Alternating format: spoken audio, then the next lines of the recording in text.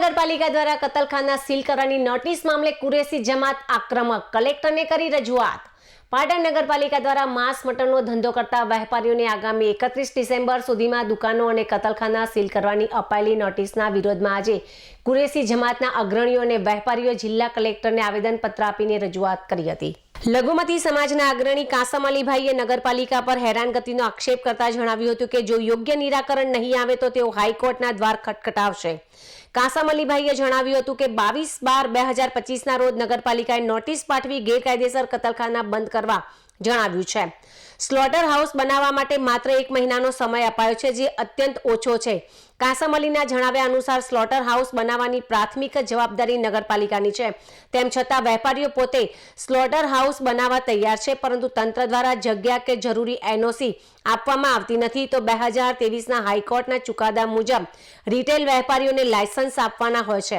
વેપારીઓએ લાયસન્સ માટે food and safety અને નગરપાલિકાના એનઓસી માટે અરજીઓ કરી છે, પરંતુ તંત્ર દ્વારા કોઈ કાર્યવાહી કરવામાં આવતી નથી। જો 31 તારીખે દુકાનો સીલ કરવામાં આવશે તો કુરેશી જમાત હાઈકોર્ટમાં પિટિશન દાખલ કરશે। વેપારીઓએ સ્પષ્ટ કહ્યું હતું કે તેઓ કાયદો હાથમાં નહીં લે, પરંતુ જો તંત્ર અન્યાય કરશે તો કાયદાકીય લડત આપશે। વેપારીઓએ કલેક્ટરને વિનંતી કરી છે કે તેઓ પાટણ નગરપાલિકાના ચીફ ઓફિસર સાથે મધ્યસ્થી કરી વેપારીઓને વધુ સમય અપાવે। તો વેપારીઓનું કહેવું છે કે લાયસન્સ અને એનઓસી આપવાની સત્તા હોવા છતાં નગરપાલિકા જાણી જોઈને પ્રશ્નો ગૂંચવી રહી છે, જેના કારણે નાના વેપારીઓના રોજગાર પર સંકટ આવ્યું છે।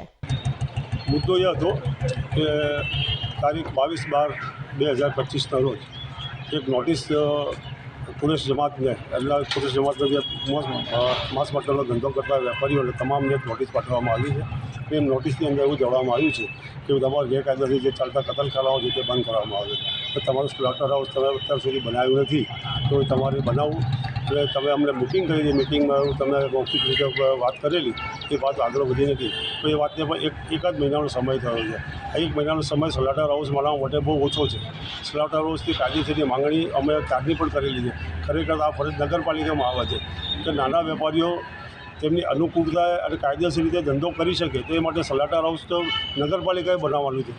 એની જગ્યાએ નગરપાલિકા અમને સ્લોટર હાઉસ બનાવવા માટેની ફરજ પાડી રહી છે। તે છતાં પણ અમે સમાજનો એકઠા કરીને સ્લોટર હાઉસ બનાવવા માટે સહમત છીએ, તૈયાર છીએ, પણ એના માટેની જગ્યા, એના માટેની એનઓસી કે અમારા લાયસન્સો માટેની એનઓસી પણ અમને આપવામાં આવતી નથી। એન કેન પ્રકારે અમને કાયદાની આડમાં અમને હેરાન કરવામાં આવે છે, તે કાયદેસર ખરેખર ખોટું છે।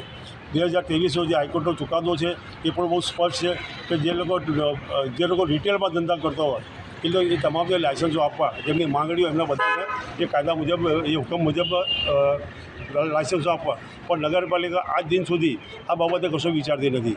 અમારી અનેક અરજીઓ ફૂડ એન્ડ સેફ્ટીમાં પણ પડેલી છે, નગરપાલિકામાં પડી છે, અને એ અમારી અરજીઓ આગળ ચાલતી નથી। એના ઉપરથી અમને ધમકાવીને બીવડાવીને ધંધા રોજગાર બંધ કરાવવાની ધમકી આપીને અમને જે રીતે પરેશાન કરવામાં આવે છે તે ખોટું છે।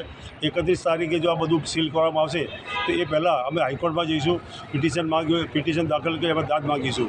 આજે અમે કલેક્ટર સાહેબ પાસે માંગણી કરી છે કે આપ સાહેબ મધ્યસ્થી કરો અને મધ્યસ્થી કરીને અમને સમય વધુ અપાવો પાટણ નગરપાલિકા ચીફ ઓફિસર પાસેથી।